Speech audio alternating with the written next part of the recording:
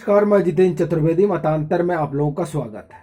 UP के सियासी गलियारों में एक ही सवाल गूंज रहा है और वो इतना गुंजायमान है कि उस सवाल का जवाब ढूंढने में लोग परेशान हैं, लगे हुए हैं कि आखिर क्या वजह रही कि डीएस मिश्रा को उत्तर प्रदेश भेजा गया मुख्य सचिव बनाकर, वो भी रिटायरमेंट से 2 दिन पहले। ये सवाल आप ये समझिए कि इसका जवाब ढूंढने में इतनी नूरा कुश्ती चल रही है कि लोग सूत्रों के हवाले से और न जाने किन किन हवालों से और किन किन कयासों से तरह तरह की बातें बताए जा रहे हैं। लेकिन वो बातें क्या है और बड़ी बात है कि उनको लाया क्यों गया है, हम लोग दरअसल बात इसी पर करेंगे। लेकिन उससे पहले हम डीएस मिश्रा मतलब दुर्गा शंकर मिश्रा के बारे में कुछ जान लेते हैं। 1984 बैच के आईएएस अधिकारी हैं। इससे आप लोग परिचित होंगे क्योंकि अब ये सब पब्लिक डोमेन पे आ चुका है। इंजीनियरिंग के छात्र रहे हैं, ऑस्ट्रेलिया से उन्होंने डिग्री ली और भारतीय प्रशासनिक सेवा के अधिकारी हैं।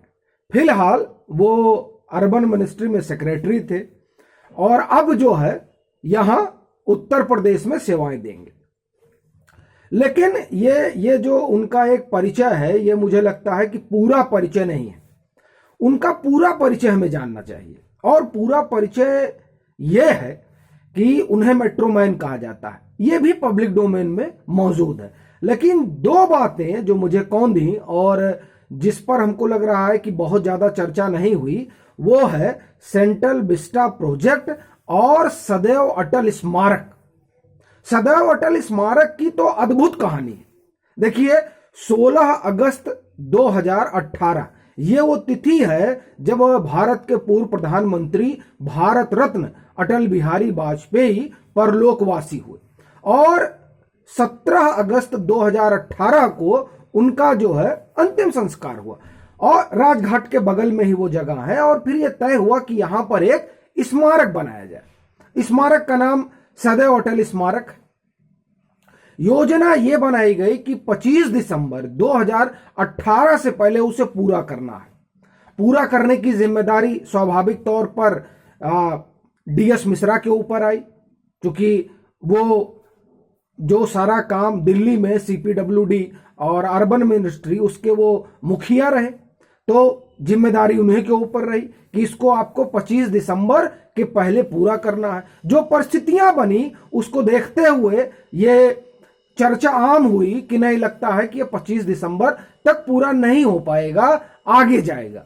लेकिन डीएस मिश्रा का आप करिश्मा देखिए, उनके काम करने का जुनून देखिए कि उन्होंने उस काम को 25 दिसंबर से पहले पूरा कर दिया। आप अगर उसे जाकर देखें सदैव अटल स्मारक, तो वो वास्तु आप समझिए कि आर्किटेक्ट के हिसाब से बड़ा जो है जबरदस्त नमूना है, कमल के आकार का है और वो दरअसल उस हिसाब से बनाया गया है जिस हिसाब से एक आप ये समझिए कि वाजपेयी कवि हृदय थे, तो कवि हृदय जिस तरह से सोचता है उस तरह का रूप दिया डीएस मिश्रा ने। तो ये उनकी बड़ी उपलब्धि रही कि जो काम माना जा रहा था कि नहीं ये 25 दिसंबर के पहले पूरा नहीं हो पाएगा, उसे उन्होंने 25 दिसंबर के पहले 2018 में पूरा किया और 25 दिसंबर को उसे प्रधानमंत्री ने राष्ट्र के नाम समर्पित किया। एक तो ये बड़ी चीज है। दूसरा, सेंट्रल विस्टा प्रोजेक्ट। देखिए, सेंट्रल विस्टा प्रोजेक्ट जो है वो भारत के प्रधानमंत्री का ड्रीम प्रोजेक्ट है। वो दरअसल जो हमारी राजधानी है उस राजधानी पर भारतीय छाप छोड़ना चाहते हैं, ताकि जो लोग आए राजधानी देखने उनको लगे कि नहीं, ये जो राजधानी है ये हिंदुस्तान की संस्कृति, सभ्यता और परंपरा का प्रतिबिंब है। और वो जो आप ये कहिए कि जो ब्रिटिश साम्राज्यवादी छाप उस पर है, उसको एक तरह से मैं ये कहूंगा कि उस पर भारतीय छाप छोड़ने की कवायद है। वो उस कवायद का जिम्मा जो है वो डीएस मिश्रा के पास था और इतने महत्वपूर्ण काम से जो वो वहां कर रहे थे उससे आप ये समझिए कि उसे छोड़कर वो आते हैं उत्तर प्रदेश। इसीलिए यह सवाल बड़ा गहरा हो जाता है कि उन्हें उत्तर प्रदेश का मुख्य सचिव बनाकर क्यों भेजा गया, वो भी सेवानिवृत्ति से 2 दिन पहले। इसको लेकर लोग अपने अपनी तरह की बातें कर रहे हैं। देखिए, जिनका जो योगी आदित्यनाथ से नाखुश हैं उनका अपना एक परसेप्शन है। कुछ लोगों ने, अगर आपने यूट्यूब पे गौर किया हो तो उन लोगों ने तो राष्ट्रपति शासन तक लगवाने की बात कर दी थी कि इसीलिए जो है इनको भेजा गया है, क्योंकि अब जो है लगता है कि पीएम चाहते हैं कि यहां पर राष्ट्रपति शासन लगा दिया जाए। लेकिन जब इलेक्शन कमीशन की प्रेस कॉन्फ्रेंस हुई तो ये कयास भी जो है फुस हो गया। फिर सवाल यह है कि उनको भेजा क्यों गया। देखिए, इसकी सूचना ठीक ठीक किसी के पास नहीं है। सब लोग सिर्फ और सिर्फ कयास लगा रहे हैं। जिनका जो चश्मा है उस चश्मे के अनुसार कयासबाजी जारी। जो जो जो जो आप समझिए कि योगी को देखना नहीं चाहते हैं, वो ये कह रहे हैं कि उनके ऊपर नकेल कस दी गई, और तमाम तरह की जो है उसे लेकर बातें चल रही हैं।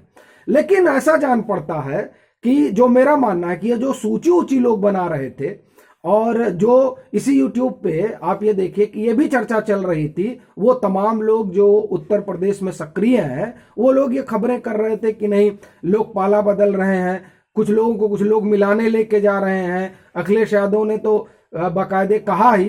तो ये जो आला पाला बदलने वाली बात है, और ये ब्यूरोक्रेसी अस्थाई कार्यपालिका है, और अगर अस्थाई कार्यपालिका पाला बदल रही है, ये तो बड़ी दिलचस्प बात है कि इधर से लोग उधर जा रहे हैं, और अखिलेश यादव मंच से कह रहे हैं कि अगर अधिकारी पाला बदलने लगे तो समझिए कि सरकार के दिन अब खत्म हो गए हैं।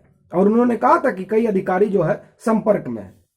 बहरहाल ये सब जो है बातें चलती हैं, और इन सब बातों के बीच असल बात यह है कि उनको भेजा क्यों गया। तो ये मान के चलिए कि इसकी सूचना किसी के पास नहीं है कि उनको भेजा क्यों गया। सबका अपना कयास है, और उस कयास के हिसाब से लोग जो है वो अपनी बात कह रहे हैं।